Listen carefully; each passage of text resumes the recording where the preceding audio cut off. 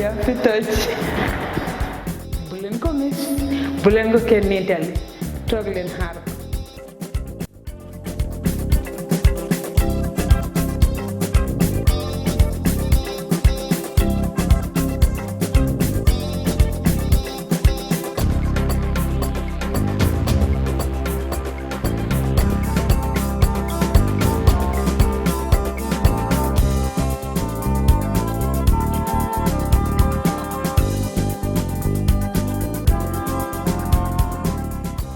Assalamualaikum, maa ngi nuyu ku nekk sa tur ak sa sant man la seen xarit seen doom ndey Tida di Badjie di Jola model comme duñ ko dee defee rek fii si programme Yafi Touch bi wax naa leen ne Yafi Touch du soobu ndaw Yafi Touch nag dinañ invite képp ki nga xam ne am na foo toj wax naa leen ne ku toj rek contact leen ñu dinañ la invite fii si Voice App Digital nga wax ñu foo toj tey nag suñ gan bi du kenn lu ki nga xam ne suma papa la mun naa koo wax bokkoon naa ak moom benn place bu ñu doon liggéey mu nekk jàmbaar nekk koo xam ne daaw kon naa Gambia bi ñëpp xam nañ ko ok mu ngi doon liggéey Toro Fisheries the mighty Toro Fisheries kon naa ñëpp xam nañ ko as the compliance and logistics manager léegi tamit moo nekk président United Gambian Against Abuse on Women and Children gan bi du kenn ku dul Mr Jallow Ebrima Jallow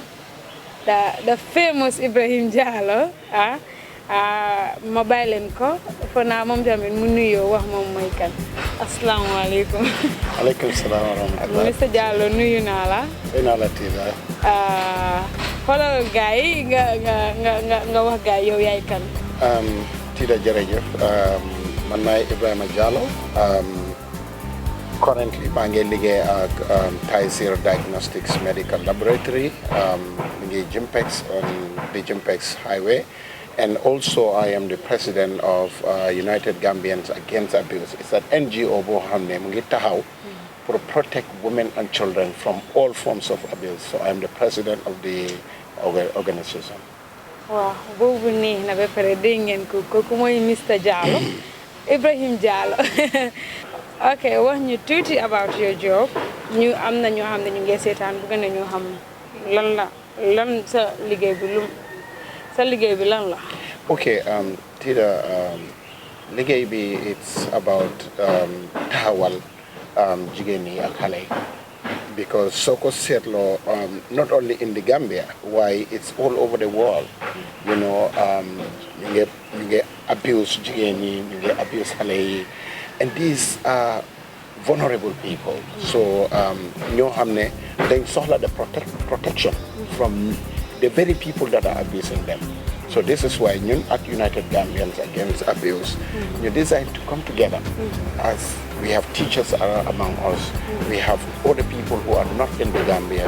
We have a board, and some of them are highly trained ex-security officers. They are all part of the United Gambians Against Abuse that are helping us to create the environment. Man suma doom yi yow ak sa doom keneen ak doomam keneen ak yow sa boppa you're protected. That the Gambia is a safe haven. We want to make the Gambia a safe haven for our women and children. And then make it a predator-free environment.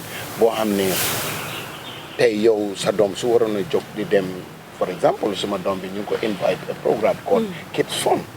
And then the first thing I thought of is their security. Because I know the environment is not conducive for children and women. You understand? So this is why, this is where United Gambians Against Abuse wants to come in, where when my kid is going out, I'll be free. I'll be comfortable. Yes. How active is this NGO? Because I'm going to put in a physical Gambia, and then ñu bari dañ am di complain maybe because they have send contact numbers and everything on the website, but at the end of the day suñ leen callee bala ngeen dee respond na day take time. Xaaral ma jox la a short story. Dafa amoon benn xale taa yele on the age la she's around 17 and then parents am yi dañ ko maye balaa mu xam lu xew so kuñ ko may mooy ñu dee jaay café nii léegi xale bi dafa toog mu ngi dem school xam nga léegi moom ku nekk si school bi foog nga yëngul because yaa ngi am friends yaa ngi déglu ñoom Beyoncé yaa ngi déglu foog nga wóobul so bu mu demee ba loolu parents am yi ñu jékki-jékki benn bés rek yaayam mu ne ko tey dañ naa yóbbu si sa jëkkër so xale bi mu jooy ba bëgg a dee mu daw kër that very day ba mu dawee kër mu dem mit ak suma benn xarit kooku rakaam mu dem stay foofu so kooku rakaam bu mu ñëw mu explainal brodaam bi ne suma xarit bi de dafa bëgg a fanaan te mu ne ko lu tax mu war fii fanaan mu ne ko waa because dafa daw kër kooku mu ne ko dafa daw kër kon xaaral ma delloo ko mu ne ko déedéet doo ko mën a delloo because yaayam daf ko maye so ñu ne dañ ko bëgg a yóbbu si jëkkëram te moom mu ne dafa bëgg a jeexal schoolam bi bu suma xarit bi bu mu déggee loolu métti ko ba bëgg a dee and then mu contact ñëpp si internet bi and then none of them respond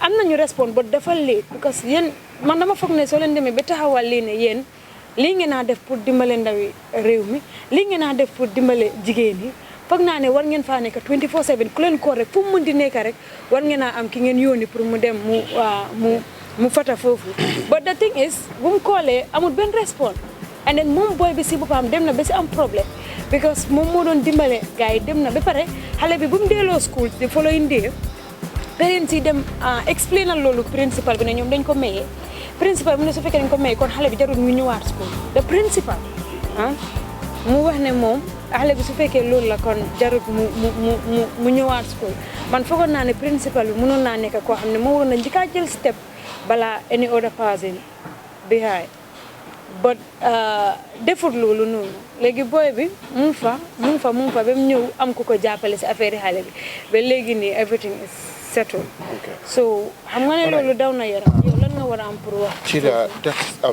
very unfortunate incident ñun United Gambians Against Abuse on Women and Children are very concerned about our women and their and our children as well. So really, come that kind of incident. If you just go on the internet and then you call on people, you know, how many informations are being put on social media, on the internet that are inaccurate. You have to correct them. You understand? Among basics. So this is the problem. Why? So if you look at the issue here, there is a department called Social Welfare. This department is Monica, the arm of the Gambia government, responsible for the socially vulnerable members of the society and children. You understand? So if somebody a child's right or somebody who is socially vulnerable is being abused, his or her rights are being abused, the best department you run to first is the Department of Social Welfare. So Alebi muna hamut muna tamet ñu ko doon dimbalé do not know. Waaye nga ma lu ci jaaxal am ci Jallow parents ci bopam ñu ci dégg na contribute. Understand? Because there was am na fuma dekoon tamit shopkeeper bi daf dee comme xale yi nii su ñëwee jënd si da nga gis mu naan la daf la dee may dara mu commencé di laal some of your parts which is not done understand so benn day laaj dafa dem suma néegu bi doomam bi mu dem pour jënda sondeel bu mu demee daf ko dugal si biir bu mu ko dugalee si biir ñu toog lu yàgg gaay gisuñ xale bi so si la gaay génn papi xale bi dem na ba si bitik bi ba jënda sondeel mu ñëw dellu si néeg bi rek xale bi daw si ñëw mu ne ko yow foo jóge mu ne ko si bitik bi mu ne ko déedéet jógewuloo si bitik bi mu ne ko because man maa ngi woon si bitik bi rek yaay bi tiit mu ne ko wax ma foo jóge si la xale bi wax ne waaw maa ngi woon si biir bitik understand but man su doon man la tey man maa jur xale boobu noonu duma taxaw sa di wax ak borom bitik bi straight dama dem police dem report case bi but the thing is dañ dee seet affaire yi mbooka naan dëkkandoor la ak yooyu noonu dëkkandoor la waaye ndax dëkkandoor boobu noonu safe na pour sa doom bi yen lan ban tek ngeen day jël ci lolu non okay Tida, first of all we need to know that pedophilia moy lan pedophilia is a mental disorder bo xamne where an adult or an older adolescent is sexually attracted to children. A pedophile in a nutshell, is an adult that is sexually attracted to children or minors. So luñ dee def mooy these pedophiles are very intelligent. Waaye dafa am leen loo xam ne gars yi duñ ko dee like, they don't like it. They don't like parents yoo xam ne they are very observant. ñoom suñ gisee ko observant rek ku dee bàyyi xel rek da nga gis ne dañ laa avoid. yaa ngi understand? So what they want is a space. Where I can tell you, a pedophile, the most dull pedophile, can abuse a child boo xam ne musu ko gis in less than 30 minutes. Because they are so smart. You know, and some of the things, this is what they do. They try to create favor between them and the children. So comme ni ma ko doon waxee Tida, nga gis ko xam ne every time su ñëwee rek mu ngi amee gifts for children. You need to start observing them. Because this is what they do. Nga ñëw and then mu may la biscuit tey ele nga ñëw mu may la lii. This is where me and you as parents needs to be very careful. In other parts of the world, boy, even so nekkee suma mbokk sax doo jóg rek nga may suma doom dara. Without the parents' consent, without asking the parents. Waaye da ngaa jóg rek nga may ko waaye suñ environment bi suñ society bi sometimes culture, sometimes which I don't want to agree religion. dañoo ne daf ko may rek. Waaye I think it's not religion, it is culture. yaa ngi understand suñ culture bi tey yow suma rakanga o nga nekk suma doom sa doom suma set la mu ñëw rek ma ekkati $5 may ko that's a very bad culture. yaa ngi understand and these are some of the cultures yoo xam ne man personally I don't like them and I am not in support of them because I know they are not doing any good to our children. yaa ngi understand the people dañ lay tempt to be very nice nga jël xaalis di ko may ay xaleel di li fi no man tey if you go to my house my kids will not take money from you because the first thing they do is so waxee ne diw am rek they look at me. because loolu gis naa ko dafa am leena loo xam ne nit ñi dañ ko war a jàngal suñ doom yi. Years back when we were young our grandparents our mothers used to teach us suñ lay xoolee nii bot di nga war a xam lu tax suma papa xool ma lii lu tax suma yaay xool ma lii. loolu du jamono bi. But today that is fading away because me and you are failing in our responsibility. Because xale yooyu noonu Tida they deserve us to provide them with protection. And not xam nga nit ñi dañ dee foog ne waaw I care for my family because I am paying school fees for them I am taking them to the best school I got them a driver taking them. That's not enough. Sometimes these teachers, these drivers are abusing our children. Sure. The ustaz are abusing them. They're going to church classes. They are being abused. We need to understand all that and that know that this is happening. And then we need to educate our children. So suñ xale yi suñ leen bàyyee seen sago they are kids looloo tax ñu ooy leen xaleel. yaa ngi understand. man tey suma pa dina ma look at his son. Why he will not say I'm a kid. No. Romana fi man nit di toxegee di uma ooyee xaleel.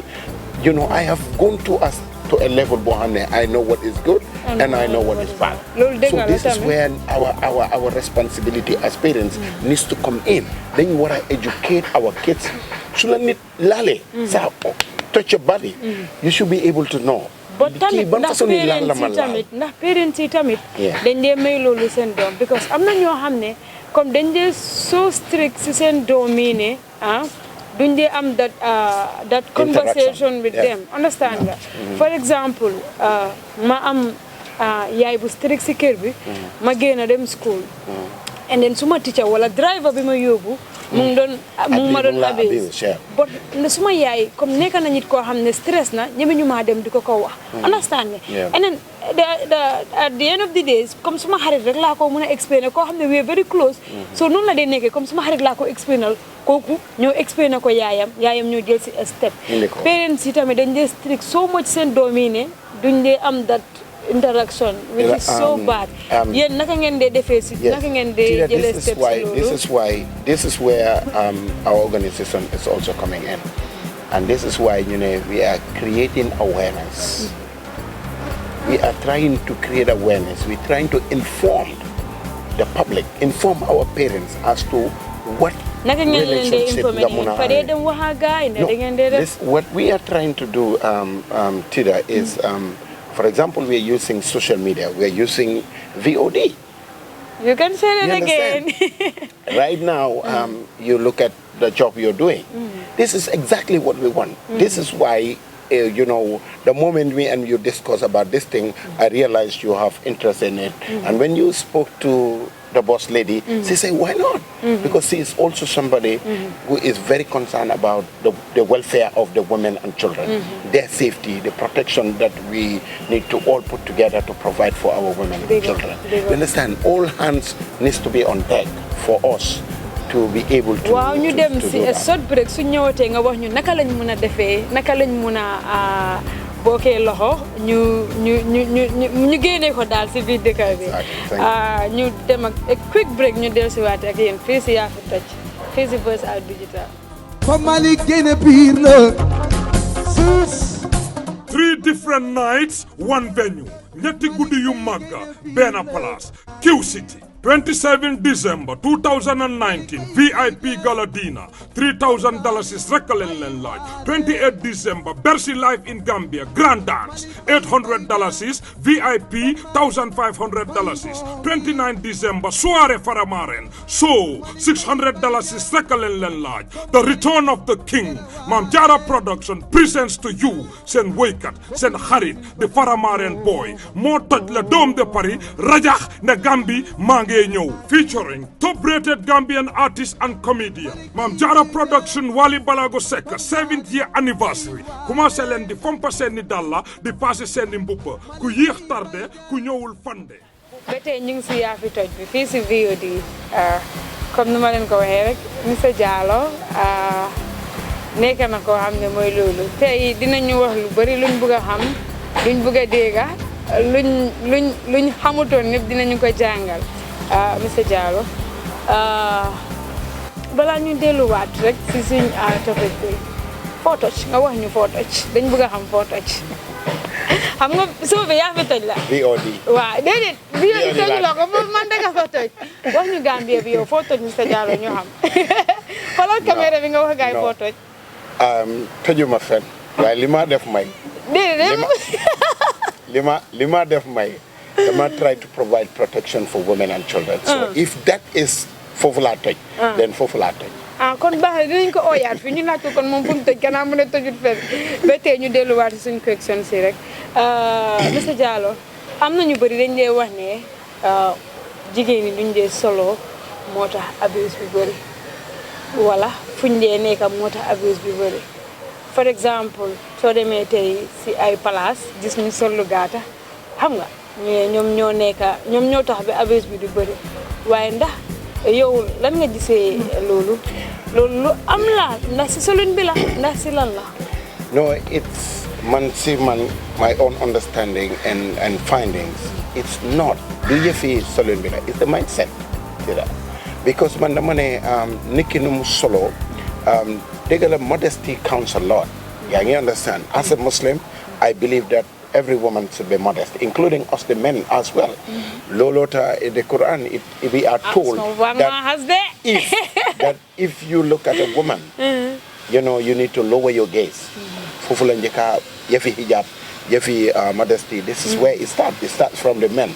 Yeah, you understand? So it is modest. It is very beautiful for anybody to dress modest. Why? If they don't do that, it's not a guarantee. It's not a ticket. It's not a visa. It's not a constitutional requirement for anybody to abuse any woman or child. Yeah, you understand? But again, it comes back to us as parents. Because your safety is my responsibility. Because your protection is my responsibility. For example, if something wrong happens to my daughter, it is my responsibility. I will not sit at the house and say, because the forgiven aglogata, this is not my problem. No way. In fact, that is the time being at the parents, they come out in a very strong way. You know, the dom, the legend, what is wrong and the like. But prevention is better than cure. That's my belief. Manako wax diga ne yalla legi ndax da ngeen di am ñoo xamne because xam naa ne 60% of the Gambia ñëpp ñu ngi dañ leen abuse ñu bari dañ dee go through this so naka ngeen di muna yeen sen NGO bi naka ngeen di muna hëccee gaay pour ñu ñëw forward ñu muna explain lu leen dal because am na ñoo xam ne dañ dee ragal explain their story. I know. And then it's so difficult for you to trust them. I have had this discussion with a couple of ladies, nowadays ladies, who came forward and explained their ordeal to me. It is not about ragal, it's about confidence. If somebody has confidence in you, they try to come out and explain to you what happens. Why naka lañ dee muna am that confidence in you? This is what I'm telling you. The moment you start a conversation with somebody, they try to assess you, the person that they are talking to. And this is where they're taking it from. Monday, sometimes what happens is they Tida. This is what happens. And I am telling you, Tida, 90% of them, believe me, it happens to them directly. Why you will not come out plain and tell them this. But you try to educate them. You try to create that environment where they will be interested in listening to you. Sometimes you are telling them this. Believe me, one of them when we were talking, are you sure you're not talking about me? It is not because of the experience, because of the knowledge, because of the understanding I have about what had happened, to a lot of our children, a lot of women that have been abused. This is why, when you are talking, you talk like if you are a magician. But in reality, you are not. But because of you have heard, you have read, you have understood, you have, been in and out and know what is happening. So this is why it is easy for you when the moment you bring up this conversation, they come out and start telling you the reality. You understand? Yeah. And there was a time also, I remember, I remember being out one day. Am na ñoo xam ne is the parents because yaa ngi ragal sa yaay because yaa ngi ragal sa papa. Gis nga ñun the men we are more rigid, we are more strict when it comes to the protection of the child. Why I can tell you, our mothers are more protective to the family. You know why? Why tamit comme doomi seen papa yi lañ dee gën a mën a communiquer dan seen yaay yi. Not when it comes to sexual abuse. Yes. No, when it comes to sexual abuse, okay, the majority of them will tell their mothers and not their father. You know why? And listen, the other thing that is affecting us is the culture of silence. Because what happens is a child will be abused, and mama, this is this and this and this is what happens. Why? You know why? But you know what happens, Tida? You cannot believe. Most of them, the yai they know nothing. Bulko ken, bulko papa. Man, I'll handle it. You know why? Allahu Akbar. Because our mothers are thinking about the family, are thinking about the image of the family, are thinking about going out, and somebody is saying, "Don't do it." Yeah, exactly. This is it. This is where we need to come and tell the children that our two parents, Limota, it is very important that we don't give conflicting information to our children as parents. What you do is wrong. You should not do this again. So the child is confused immediately. Yes. Because which one are they taking? So when it happens next time, then the child is confused. Yeah. They don't know who do they tell the information to or who do they relay it to. So legally they make a problem. So this is why as parents we need to be very careful as to how we handle our kids when it comes to the information that we give them and the action that we take against them. This is why when my wife, takes action, most of the time I support her. Because I don't want, even though sometimes I come and say, no, you should not have done this and that. Yeah. That is me and her. Yeah. But if I want to do it before the child, and then say, we have to be very careful as parents as far as that is concerned. Mr. Jallow mu ne ngeen careful nu ñu di handle situation yi si kër bi diggante yaay ak papa because they could only time yaay bi si wax rek papa bi war ngaa taxaw ne ko li nga wax nekkut noonu mën nga koo bàyyi mu wax ba pare nga laaxa ko ne ko man de foogoon naa ne ñu defee ko nii wala ñu waxee woon ko nii ndax xale yi buñ get confused fan yële na li passé gisoon nañ comme lu xapp noonu Busumbala la I don't know and then yow lan nga war a am pour wax si loolu because ñooñu fan naa door nañ ko ba mu bëgg a dee Tida ñii ne doomam lañ ñii ne duñ doomam Tida you see man I am not perfect but I'm very reasonable in the way I analyze things. First day bima dégg that information and the way I had it, I said it is wrong. But I say even if today when Koko was going to sell those children, he was going to sacrifice those children. Even if he was going to sacrifice those children, even if he was going to go and slaughter those children, younger apprehend ko tienga ko. Why would you beat him up? Nobody has any right because of yow danga dañ la téye yaa ngi rape jigéen o yaa ngi bugg a rey xaleel o yaa ngi laka këri jàmbur dañ la war a dóor. It's nowhere in the constitution. Nowhere in the law that somebody said loolu. So su nit defee lu rang téye nga ko. Ba pare what I don't understand is where is our sense of reasoning? Where is our sense of analyzing things? You so they may be wrong. The first thing you try to do is to find out whether Kokomoko def or not. Get the evidence and take it to the police. Why you amagulo evidence the findings you assault somebody. You bari dañ dé ragal dañ dé wax né so amé sa mata nga yobbu ko to police station bala ñu ci register that day yaga lolu té fogna lolu before la won way right now police yi wax dega né yalla amuñ dara luñ leen atay fum nekk ni mom ñom ñoo nekk di toj dikka police yi ñu ngi dimbalé ñepp way gaay dañ dé ragal né dañ am this belief né because ni da nga gis ñu saata ko sax ñu la demal police ga dégg su ma démé police duñ def dara understand so for now moto ñom tamit ñu né jël lolu diko handle sen ko which is bad. No, why Tida, man, I still don't agree that the police have had problems with investigations. No. Legally, lu dee xam mooy man ak yow dañ dee yàkkamti boo xam ne maa ngi am suma case léegi nii ma ñëw xëj na you are only suspecting me.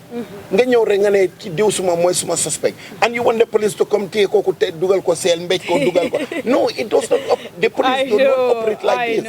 The police yi tamit dañ am rules dañ am steps yu ñu dee jël ay jéego soo leen ñëwee nga ne leen ne man de dañ sàcc suma mobile. Sa Jallow foogaloon na yow xariti police yi. No. xam naa ne moom army bi ak police bi moom yaa ko boobu moom moo de woon ne army bi ñëpp xaritam lañ No, the reality is you know, I will say the security with suma xarit leen. Yes, I will never run away from that. Waaye naa la wan leena is my understanding of the nature of their job. The understanding of lan la gaay war gaay di def ak yooyu noonu balaa ñoo egga si yow fi nga bugga. This is why police they have the powers. When you come and report a case, soon they may be a suspect, but they have a right to detain the person for 72 hours. Then they police they don't No, they investigate. The investigation requires confrontation. You or the suspect, you know, they are intelligent people. They are like soon you explain. You err because they know it's not true.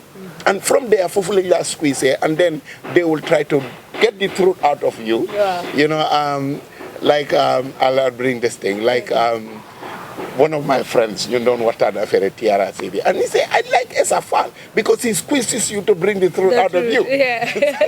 So this is what the police will do. The police they will not intimidate you, they will not torture you, they will not insult you. But they use intelligence to get the truth out of you. You understand? So lolu mo day xew. So mota nit ñi so amé sa case, take it to the police. The police are the best people to handle it. They have the right, the powers to detain. Why man ak yow tay suñ detain on net, the police will come and say amuñ right for detain. So you might be charged for kidnapping. Oh. You understand? So mota man ak yow amuñ right. So suñ nit sàccee nga dóor ko, police can charge you for assault. Really? Because I'm not been right to do that. Even the police do not have the right to go and slap you because of such a kanga. Or then you're a suspect. Because you are a suspect. So that incident in Busumbala was unfortunate. It was very wrong for the crowd to take the law into their own hands. It's very wrong. Legi gis nga Litamola Road, it has come to be the other way around. Yeah. What they thought about the man is not true. Now they are charged. They are going to before the court. And I understand that... You get them caught? Yes, they have been charged. And I understand the punishment can be up to life imprisonment. Imagine you go and assault somebody, you burn his car up. The fire service who are in charge of controlling fire incidents in this country, you are going to fight with them. So what are you demonstrating? The worst part of it, they have affected those children for a good number of their life. Really? Imagine somebody is beating your father or your brother or your uncle before you, Tida. To a stage where the person's life was in danger. So that's a ground. So So I mean a case of abuse. Fongane this Mr. A or Mr. B is suspected of abusing my daughter. Go to the police, report it to the police. The police has the right to come and arrest him, investigate. If he is found guilty, they will charge him for rape or attempt of rape or whatever charges or defilement or whatever charges they have against the man, they will do. But none allow the police to do their job. Mr. Jallow wax nako nañ bay police yi ñuy def liggéey bi buñ dé jël affaire rek tek ko suñ loxo suñ ko défé ñu dafa miti solo comme lo xapon ci busum bala bi rek légui Mr. Jallow, what is so special about you guys? Because you bari lañ fi understand nga everybody is like hanga ñun ñoo fi nekkal pour xalé ñun ñoo fi nekkal pour jigéen yi yeen tam ngeen ñëw. What is so special bi nga xamné tay man suma warona am this kind of problem did not choose to go to you people? You see, Tida, what is most special about United Gambians Against Abuse is the personnel that we have. You know, Tida, it is not only 50, but it is up to more than 70 or 75% of most of the things that we grew up with is our teachers. Our teachers are responsible for it. And most beautiful part, what is most special about United Gambians Against Abuse is most of our personnel, my staff, are teachers. Whoa. You understand? They are directly grooming the children from a tender age up to a stage of maturity. So teachers here has a great role to play as far as the upbringing of our children are concerned. And this is why United Gambians Against Abuse is special, is a step ahead of most of the organizations that are around. But parents didn't meet teachers that time because parents tamit wax dëgg ne xala am na ñoo xam ne dañ wax ne waa amuloo right pour définir suma doom amuloo right pour définir suma doom te man foog naa ne moom xale moom time bu ñu gën a spend ci teachers yi moo dee ëpp than parents yi but da ngaa gis ne right now teachers yi seen bopp dañ dee bëgg a dimbale xale yi waaye duñ dee ñeme. Because at the end of the day, parents dañ ko dee yóbbu fi nga xam ne xam nga warul faa éega. Yeah, but Tida, one need to understand mooy ne teachers here are human. You understand? So what the teachers will do is they know the abuse. I'm not giving 100% credit to all the teachers. But I'm telling you, I have been a student. You understand? When I was going to school, I remember in St. George's when I was in primary school, dama ragalon suma ustaz because bëgguma ñu ko ma dee do. So dama ragalon suma ustaz be. What I used to do is during Islamic studies, so ustaz bi ñëwé, I used to say I'm a Christian. The reason why is because dama day ragal ustaz bi so mëno daf la door. But when you go to the church, you enjoy it, you are singing and everybody is dancing, you know. So you enjoy the ambience because between you and whoever is in charge of the church. You understand? So lolo ta time bo nono dañoo jékki-jékki rek doj man suma benn cousin ak suma benn friend ñu ne ñun Christian ñu daw dem ci lifin mi. So this is what we used to do. But one of the most noble professions, or in fact one of the oldest professions in the world, teaching is one of it. So the teachers are trained as professionals and they know how to handle kids, they know what they are supposed to do and not. So makes we teachers see that you understand, to correct our children because they have a great role to play as far as the upbringing of our children are concerned. ñu demaat short break waati ñu ñëwaat fii si Yafi Touch. Fa Malick génne biir la. 3 different nights, 1 venue. ñetti guddi yu magga benn place Q City 27 December 2019 VIP Gala Dinner $3,000 is Rekalen Len Lodge. 28 December Bercy Live in Gambia Grand Dance $800 is VIP $1,500 is. 29 December Soiree Faramaren Show $600 is Rekalen Len Lodge. The Return of the King Mam Jara Production presents to you Sen Waykat Sen Harit the Faramaren Boy moo toj la Dôme de Paris rajax ne Gambi maa ngee ñëw featuring top-rated Gambian artist and comedian Mam Jara Production Wally Balago Seck 7th year anniversary commencé leen di fompa seeni dalla di passé seeni mbuppa ku yéex tardé ku ñëwul fande wax naa leen ne soo bi du soo bu ndaw gis ngeen tey Mr Jallow wax naa ñu bëri xam naa xamuñu woon lii tey jàng nañ si lu bëri man suma bopp maa ngi naan maa ngi door a jàng ñu demaat sot break ñu dellusiwaat fii si Voice Out Digital. ok welcome back fii si Yafi Touch ba tey ñu ngi si Yafi Touch bi Yafi Touch nag wax nañ leen comme niñ leen ko waxee rek du soo bu ndaw du soo yu como Yafi Touch dinañ invite képp ki nga xam ne am na vote baro sa dinañu wax fu mu toj xanaa loolu neex na Mr Jallow I hope ne nekkuñ di jël more of your time but léegi tey ñu pare Mr Jallow bëgg nañu xam ku leen bëgg a contact naka la leen mën a amee si naka ba pare comme naka ngeen activer seen léegi comme ndax suñu leen koolee léegi nii rek dinañ leen mën a am léegi. Yeah, okay, can we please call you tomorrow? No. When it comes to abuse, Tida, it always required emergency. It always required Johnny. You know, I don't want to take a picture and start waiting for 200 hours. Johnny wow. So this is what we're going to do. So we can be contacted. You can contact me on 9930-967. You have a case of abuse, you can always call, and I have a very, very active, determined team. There is a program manager, there is a field coordinator who is 24/7 on set.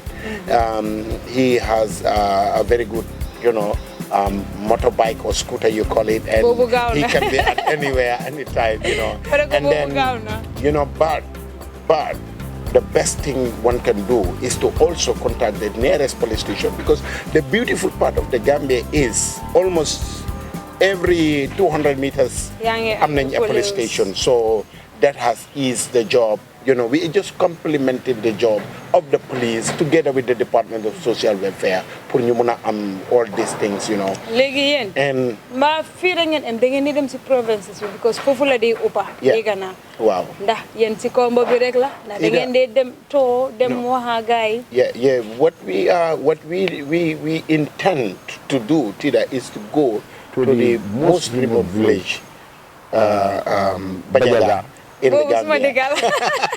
And then you go and create, sensitize our brothers and sisters down to, but the problem, believe me, is more within the greater Badjie area. Are you sure? Yeah, because you know why, Tida? Okay, just, you were initially talking about code of dress. For example, it is almost impossible to see certain ways somebody dressed in the village and walk on the streets, a free person. Exactly. So the time you feel ashamed because you sol abaya, so it's rare you go do that. I am not giving a license to the men in the village for one guy. They don't know the activities we're doing. No, we know every activity that is happening everywhere in the country, every village, every remote place. I give you this example. There was this Norwegian guy who the Ebrima Jallow government pardoned about a year ago, and I had an interview on Feature Media. They interviewed me about his release. The Ebrima Jallow government announced that they were going to pardon him. And I was extremely happy that almost all the NGOs, Tango, our brother Madi Jobate, you know, from Tango, and other people from the Department of Social Welfare, from Child Protection Alliance, from United Gambians Against Abuse, and other NGOs all cried, and the public as well, saying, no, imagine a guy that had abused 6 male children. I was one of the first Gambians to condemn the judgment, because I said the judgment was the judge Edward Singate, who was the magistrate at the time, was too lenient with the guy, because even the fine the guy was fined was next to nothing. So I went on to say it was incorrect. The judgment was very bad. This man should have been taught a lesson of his life. You understand? With a blink of an eye, the Adama Barrow government came in and they wanted to pardon that same guy. And then we all came and said no.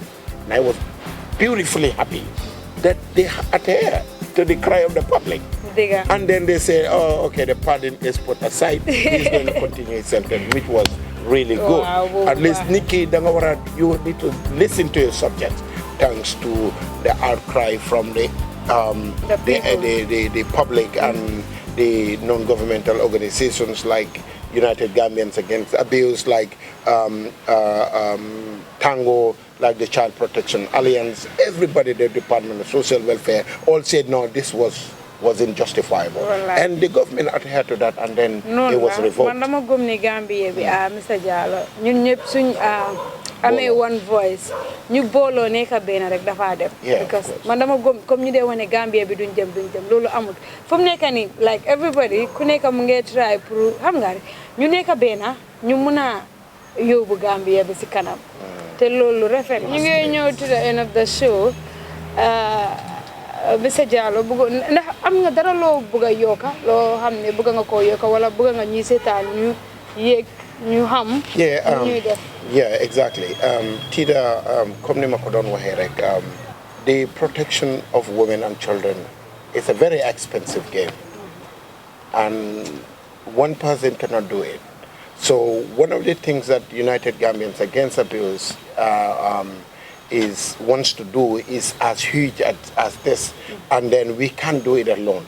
So this is where we are calling on the public to support us in any way they can, you know, because, for example, today we were talking about how fast are you going to respond to calls when there is an abuse. You know, these are all problems some of the problems that we have. Sometimes it's difficult, you know. Imagine at 2 a.m. in the morning, you order, and then you are supposed to go and run to Kairaba Police, go to Bakau, go to Brussels Police to respond to a call. Sometimes it is difficult, and you know, it makes the job very difficult for us to, you know, achieve some of these things. And this is where we call on the public, the government, you know, and other philanthropists to come in and support this noble cause. Believe me, it's a noble cause. To provide protection for women and children. Yeah. Mr. Jallow moom xam naa ne suñ ko fi tegee tey si Yafi Touch dinañ am 3 episodes waaye dañ koo kot moom mu ne suñ tojee ba pare dinañ dellusiwaat mu wax ñu fu mu toj xanaa loolu neex na léegi nañ xaar ba gars yi suñ tojee parce que ñu ngi ñëw toj su gars yi tojee ba pare ñu invite gars yi ñu wax ñu fu ñu toj ñëw nañ to the end of the show. Mr. Jallow wax naa leen ne moom suñ ko fi amee dinañ am 3 episodes waaye dinañ ñu baalal ba beneen yoon di ko jaajëfal bàyyi na soxlaa mi yëpp bàyyi time am bi yëpp ñëw fii waxtaan ak ñun yee dañu jàngal ñu si lu bëri mënoon naa wax ne VOD duma dem waaye defu ko mu cuus ne dafa ñëw VOD te VOD tamit wax naa ne ñun xeebuñ kenn ñun liir sax dinañ la oo di la jaajëfal thank you so much yow suma papa nga aw ma dara lu ma la fay di jaajëfal suma crew bi ñoom Moussa ne dañ ma aaye ne bu ma ooturam waaye fekk ma oo ko boss lady bi tey moom mu ngi around moo tax ma yaa ngi naa boss ak paa bi di other side di leen wax thank you so much man la seen xarit the Jola model ba beneen yoon bye bye.